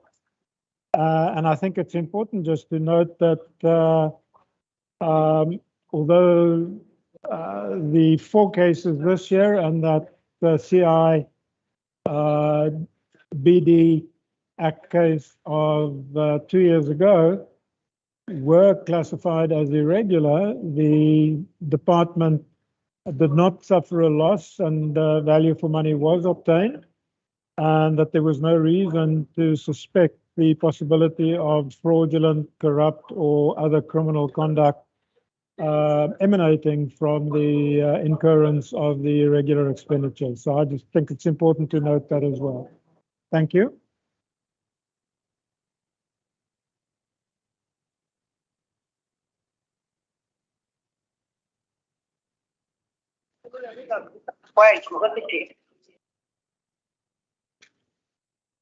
So are you finished? Chair, thank you. I think there were 2 questions still from America's list directed to Cape Nature that they need to respond on. Thank you. Cape Nature? Sure, thank you, Chair. The 2, actually 3 questions. The 2 on page 110. The 1 links to services in kind, and that is largely got to do with offices that we occupy in terms of our head office in Athlone, and then the offices in George, that our CFO, Mr. Bayat, will elaborate on how do we determine fair value of services in kind. That's the 1. And then also on page 110, he will elaborate on intangible assets. And then going over to page 116, furthermore, the employee benefits obligations. Over to our CFO, Mr. Mohammed Bayat, through you, Chair. Thank you. Thanks, CEO. Thank you, Chair. So just to start off with regards to the services in kind, how do we determine the fair value? In the past, we did use the services of an independent valuer who came in, and they would obviously do their work. They look at the type of office accommodation, whether it's A grade, AAA grade, B grade. They look at how does it need repairs, maintenance, etc. Then based on the floor space and the category, they would compare what is the average rental that is charged for that type of office space in that area or in similar areas. And then based on that, they would calculate a fair value. So that's how the fair value was determined. Together with that, we also have the valuation, because it is the buildings are part of the Department of Transport and Public Works. They are the owners of the buildings. They then would also determine a fair value. So we use a combination of those 2 for fair value. So that's in terms of the services in kind. Moving on to the employee benefits. So we have 2 types of employee benefits, and to explain the history, obviously Cape Nature as a public entity is in existence for close on 22 years. Prior to that, it was a part of the department. It was a division or program within the department, and then it became a separate entity on its own. During that process, a number of staff transferred over from the department into the entity. So when they transferred over, they transferred with the government benefits that they were receiving from being government employees. Whereas employees that were appointed into the entity were not awarded any of those such benefits. They were paid on a total cost of employment perspective. So these employees that came over are entitled to defined contribution benefits. And obviously, when they retire, we are then still liable for the benefits that they enjoy, particularly around the medical aid. Then some 7 or 8 years ago, if my memory is correct, the entity then engaged with various service providers, and we went into a defined contribution plan with the Old Mutual pension fund. So from that perspective, yes, the Old Mutual is responsible to fund any benefits. That's why we say the entity is under no obligation to cover any unfunded benefits. So in terms of that, and that's why the difference in terms of the 2 different employee benefits that we have. With regards to what makes up the 5 million, that is quite, we actually get an actuary that will come in and do that valuation. They look at the members that have already retired and are generating benefits. They look at those members that will be retiring at some point in time based on their actual calculations. They then determine what the value of the liability is and what Cape Nature will have to pay towards those benefits over the life cycle of the fund. So that in a nutshell is the answers to the services in kind, which are the intangible assets, as well as the employee benefits. I trust that answers the questions. If there's any follow-ups, I'm happy to take them. Thank you.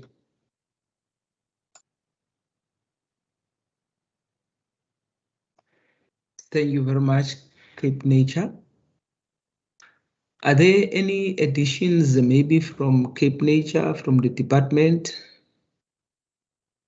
If there are none, honorable members, are there any follow-up questions that you would like to make? Honorable Ngondlo? Chair, perhaps I didn't hear my question on the funding or donation of pre-sentence agreement, and also about the employee who is part of the irregular expenditure, and if it's not in the conflict of interest, why? Section Y, Chair. Perhaps I missed, if the colleagues can just help me with that one.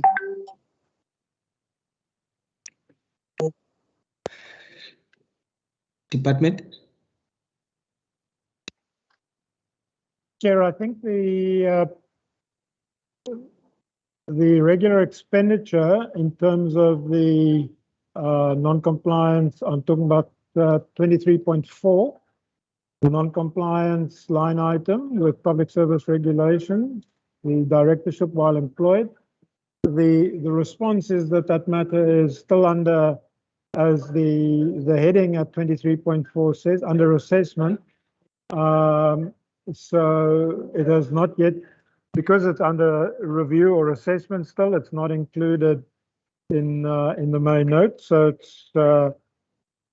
it's pending status, if I could put it that way, and that's why it's not elaborated on. The timeline, as I also indicated, is that we are hoping to.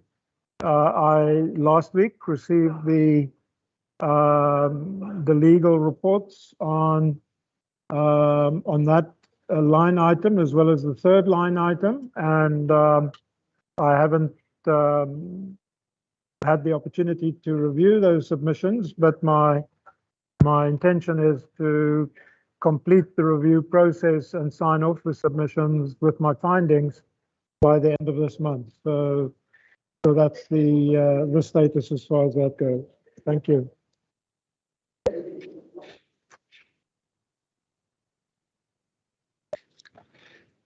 Honorable Ngondlo?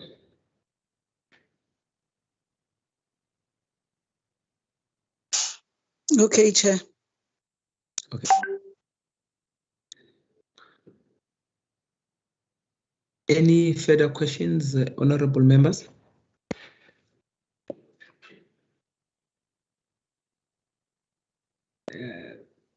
If there are no further questions, honorable members, or follow-up, just want to check the audit committee for nature conservation. Are there any remarks that you'd like to make as we are about to close and round out the discussion? Maybe before you do that, we allow that. I would just want to check from the procedural staff whether, as I've indicated, this is an open meeting where the public, members of the public, are also allowed to attend. Now, are there any members of the public that are present, Mr. Davids, and also anyone might have indicated they would like to ask questions on the annual report of the department? Good afternoon, Chairperson. There are no, from what I can see, there's no members of the public in the meeting, Chair, and I've received no communication from the members of the public to engage in today's meeting, Chair. Thank you. Thank you very much. Any comments, maybe closing remark from the audit committee? Chair, thank you so much. No, there's no comments from my side. Thank you. Thank you very much. That's none from my side either, Chair, from Cape Nature, Chair of Audit. okay. See, the CEO of Cape Nature, are there any remarks that you'd like to make, maybe? Nothing from my side, Honourable Chair, just to thank everybody for their participation. That's it. Thanks. Thank you very much. Chairperson of the Cape Nature. Thank you, Chair. Nothing from my side either. I'm very happy that we're closing early and it's been a good meeting. Thank you very much. Thanks, Chairperson. HOD. No, I would just want to thank you and the members of the Public Accounts Committee for, as always,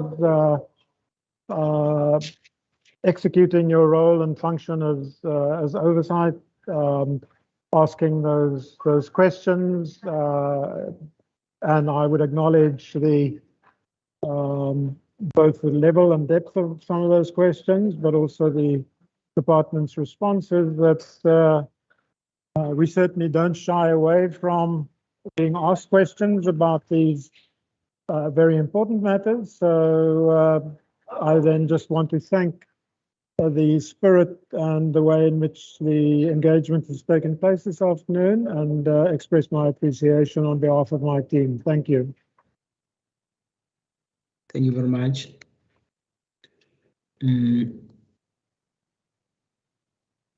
Honourable Minister. Thank you, Chairperson. Yeah, from my side also, thank you very much. Always a pleasure to engage with Scopa and yourself. You bring a kind of calmness to the meeting, so thank you for that. Chairperson, but I must put it on record that this will be the last meeting of Scopa that our HOD Piet van Zyl will attend. He retire early next year. On behalf of myself, I think I can speak also on behalf of the department. It was an absolute pleasure to have him as our HOD over the last 10 years. His calmness, the way he interact, the way he tackle problems, etc., was a learning curve for all of us, and we've learned a lot from him. So from myself, I just want to thank him for his inputs and help us to build this department. And we will miss him, but we're going to keep close contact because those kind of expertise we will always pull in and love to keep part of our department. So from my side, thank you very much. Thank you very much, Honourable Minister. Also, thank you for always being available whenever you have to come and appear in front of Scopa to give an account of what has happened in your department for the year. And also to the head of department and the rest of the staff, Cape Nature, as well as the audit committees as well. Thank you very much for availing yourself to come and answer questions in front of us for purposes of accountability. Questions that were asked in good faith. They were in no way trying to be difficult or trying to trick you. It was just us trying to perform our responsibility and duties of having to hold the executive accountable. Thank you very much for attending. It might not be the last time based on the resolution that we might be taking. We might have to see you again, and we hope you will continue to cooperate with the committee in this regard. Now, let me make use of this opportunity to allow you to leave as the committee will continue with its work of finalizing its administrative responsibility. Thank you very much for attending. You may be released. Thank you, Chair. Thank you, members. Thank you very much, Chair. Thank you, members. Thank you, Chair. Thank you. And members. Thank you. Thank you, members. Thank you, Thank you, Chair. Thank you. Bye, everybody.